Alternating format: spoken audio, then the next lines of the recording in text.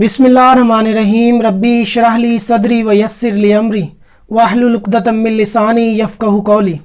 अज़ीज़ तलबा तालबात, chapter number 9 chemical equilibrium 10th class chemistry हम डिस्कस कर रहे हैं।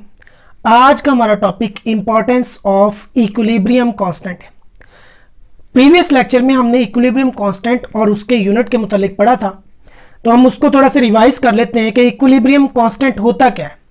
तो हमने देखा था कि इक्विलिब्रियम कांस्टेंट यानी के होता है और ये रेशो होती है प्रोडक्ट की कंसंट्रेशन और रिएक्टेंट्स की कंसंट्रेशन के दरमियान, और जो इनके कोफिशिएंट्स होते हैं उनको हम रिस्पेक्टिव प्रोडक्ट या रिएक्टेंट्स की पावर बना देते हैं, कंसंट्रेशन की पावर बना देते हैं। तो के के यूनिट्स के मुतालिक हमने ये पढ़ा था कि अगर नंबर ऑफ मोल्स रिएक्टेंट्स के प्रोडक्ट के बराबर हो तो के का कोई यूनिट नहीं होता, और अगर नंबर ऑफ मोल्स रिएक्टेंट्स और प्रोडक्ट के बराबर ना हो तो के का कोई ना कोई यूनिट होता है।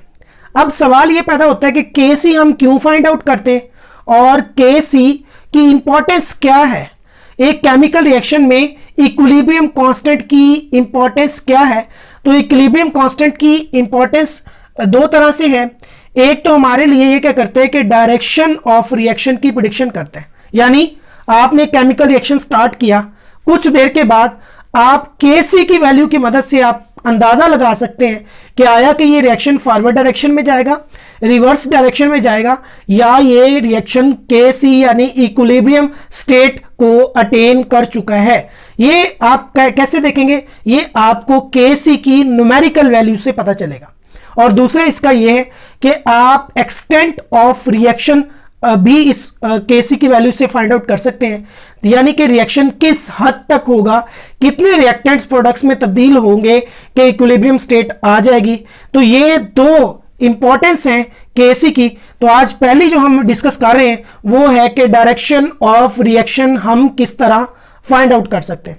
तो इस को समझने से पहले हम एक छोटी सी एग्जांपल को समझेंगे कि हमारे पास एक रिएक्शन है जो ऑलरेडी हम पढ़ चुके हैं कि हाइड्रोजन और आयोडीन को एक जार में हम बंद करके हीट करते हैं तो हाइड्रोजन आयोडाइड बनता है। हाइड्रोजन कलरलेस गैस है, जबकि आयोडीन जो है ये पर्पल कलर की गैस होती है। इन दोनों गैसेस को हम इकट्ठा करते हैं और कुछ देर के बाद हाइड्रोजन आयोडाइड बनना शुरू हो जाती है, यानी कि आयोडीन का पर्पल कलर जो रिएक्शन के स्टार्ट में हमें नजर आ रहा है, कुछ देर के बाद वो फेड यानी मध्यम होना शुरू हो जाता है और हाइड्रोजन आयोडीन जो कि कलरलेस गैस है वो बनना शुरू हो जाती है। तो ये फॉरवर्ड था। कुछ देर के बाद रिवर्स रिएक्शन होना शुरू हो जाता है, यानी हाइड्रोजन आयोडाइड की कंसंट्रेशन ज्यादा हो जाती है जो डिकम्पोज होकर हाइड्रोजन और आयोडीन बनाती है। लेकिन एक वक्त ऐसा आता है जब फॉरवर्ड रिएक्शन का रेट रिवर्स रिएक्शन के रेट के बराबर आ जाता है और ये रिएक्शन इक्विलिब्रियम अटेन कर लेता है। अब यहां देखें कि इस रिएक्शन के लिए इक्विलिब्रियम कांस्टेंट की वैल्यू हमारे पास 57 है और टेम्परेचर 700 केल्विन हो तो इसकी वैल्यू इतनी होगी। अब इस वैल्यू से हम किस तरह रिएक्शन की डायरेक्शन को प्रिडिक्ट कर सकते हैं। देखिए बच्चे, हम कोई भी केमिकल रिएक्शन कर रहे होते हैं, हमें नहीं पता कि ये रिएक्शन कितनी देर के बाद, आफ्टर हाउ मच टाइम, ये रिएक्शन इक्विलिब्रियम स्टेट अटेन कर लेगा। हम क्या करते हैं? हम ये कहते हैं कि हम 10 मिनट के बाद, 20 मिनट के बाद, आधे घंटे के बाद एक इंटरवल बना लेते हैं कि हम इस टाइम, इस वक्फे के बाद हम इसकी कंसंट्रेशन चेक करेंगे। तो हमने एक टाइम टी का मतलब कोई स्पेसिफिक इंटरवल है। इस टाइम टी के लिए हमने हाइड्रोजन आयोडीन और हाइड्रोजन आयोडाइड की सैंपल से कंसंट्रेशन सैंपल लिया, यानी कि हमारे पास जो भी मिक्सचर है, रिएक्शन मिक्सचर, हमने वहां से सैंपल लिया और एक टाइम टी जो है ये 10 मिनट हो सकता है, आधा घंटा हो सकता है, 1 घंटा हो सकता है। तो आप उस टाइम के हिसाब से क्या करें, हमने रिएक्शन मिक्सचर से एक सैंपल लिया, उस सैंपल में हाइड्रोजन की कंसंट्रेशन देखी, आयोडीन की कंसंट्रेशन और हाइड्रोजन आयोडाइड की कंसंट्रेशन हमने वहां से फाइंड आउट की। अब क्या करते हैं, इस कंसंट्रेशन को हम क्या करते हैं, इक्विलिब्रियम कांस्टेंट एक्सप्रेशन में पुट करते हैं, लेकिन वो इक्विलिब्रियम कांस्टेंट एक्सप्रेशन जो किसी खास वक्त के लिए लिया जाता है उसको रिएक्शन कोशेंट कहते हैं, यानी उसको QC से रिप्रेजेंट करते हैं।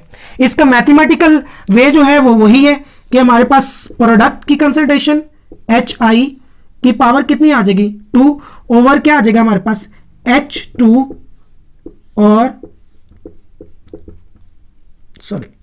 I2। बेटा इनकी न्यूमेरिकल वैल्यूज हमारे पास हैं, वो पुट कर दें 0.40 और 0.10, 0.20।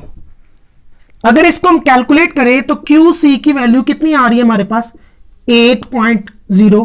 तो ये हमारे पास QC की वैल्यू आ गई। अब इस QC की वैल्यू से हम अंदाजा लगा सकते हैं कि आया कि हमारा रिएक्शन फॉरवर्ड डायरेक्शन में जाएगा या फिर रिवर्स डायरेक्शन में जाएगा, या फिर हमारा रिएक्शन इस टाइम t के लिए इक्विलिब्रियम स्टेट अटेन कर चुका है।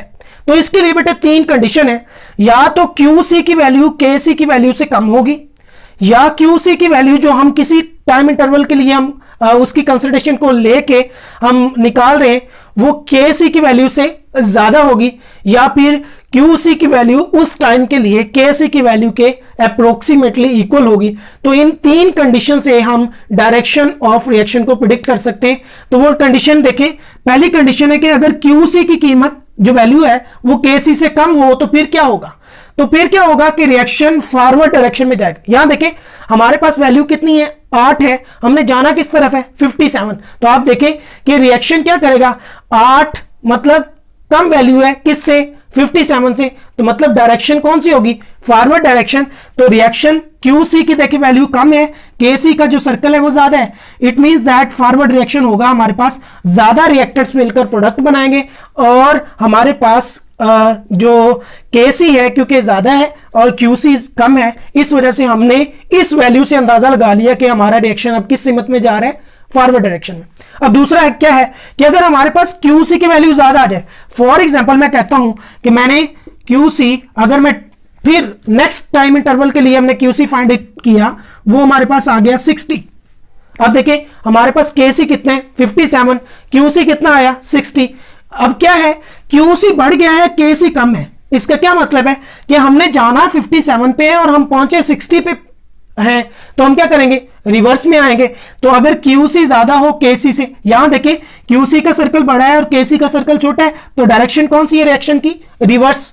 अब देखें तीसरा, अगर हमारे पास वैल्यू QC की टाइम के लिए क्या आ जाती है 57 या 56.5 अप्रोक्सीमेट इक्वल आ जाती है KC के, तो फिर क्या होगा कि हम उस स्टेट को क्या कहेंगे कि ये कौन सी स्टेट है इक्विलिब्रियम स्टेट, यानी कि KC की न्यूमेरिकल वैल्यू से आप ये प्रिडिक्ट कर सकते हैं कि आपका रिएक्शन किस सीमत में जा रहा है, आया कि वो फॉरवर्ड है रिवर्स है या वो रिएक्शन इक्विलिब्रियम स्टेट अटेन कर चुका है। तो इसका तरीका का ये होता है कि आपने रिएक्शन स्टार्ट किया, आप एक इंटरवल बना लेते हैं, एक टाइम मुख्तस कर लेते हैं कि हमने हर 10 मिनट के बाद सैंपल चेक करना है, हर 20 मिनट के बाद हमने चेक करना है। तो आप क्या करते हैं उस खास टाइम के लिए आप सैंपल वहां से मिक्सचर से सैंपल लेते हैं और उसमें रिएक्टेंट्स प्रोडक्ट्स की कंसंट्रेशन आप क्या करते हैं उससे फाइंड आउट करते हैं और उस कंसंट्रेशन को आप इस एक्सप्रेशन में पुट करते हैं और उस एक्सप्रेशन को हम क्या कहते हैं रिएक्शन कोशेंट कहते हैं, यानी QC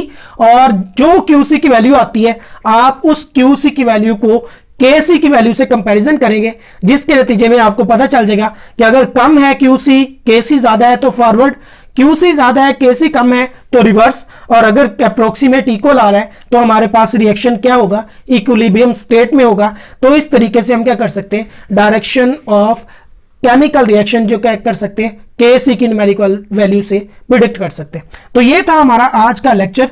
नेक्स्ट जो है हम इंशाल्लाह पढ़ेंगे कि हम एक्सटेंट ऑफ रिएक्शन KC की न्यूमेरिकल वैल्यू से किस तरह फाइंड आउट कर सकते हैं। तो आज के लिए इतना ही, अपना बहुत ज्यादा ख्याल रखिएगा। अल्लाह हाफिज।